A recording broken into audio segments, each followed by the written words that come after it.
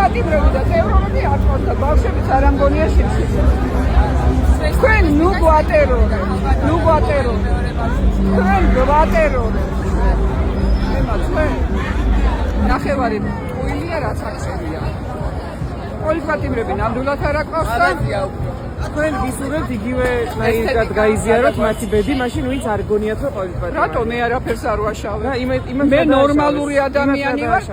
ეს რუსთაველი არ დამიგრევია თქვენსავით. ცეცხლი და წვიმა რო იყო. 2020-ში იქ ვიყავი, რაც მე ვნახე, იქიდან დაიწყო ყველაფერი. დაუსჯალების სიმდრომე რო გაგიჩნდათ, მე ააღო. პირველად მაშინ დავინახე გადარეული, გაგიჟებული ბრბო და შეტევა იმაზე, რუსთაველის აწამეს მაგდრეს მე რომ კითხოს აწამებლები პირიქით აქედია ჯონის სასამართლო მოიგო ადამიანები გადარეული, გაგიჟებული ხალხი. დაგოს ამოთხარეს თვალი, რომელიც ასევე წამების მსხვერპლად აღიარეს. შეგიძლიათ ნახოთ ინფორმაცია დევს ყველგან აბსოლუტურად.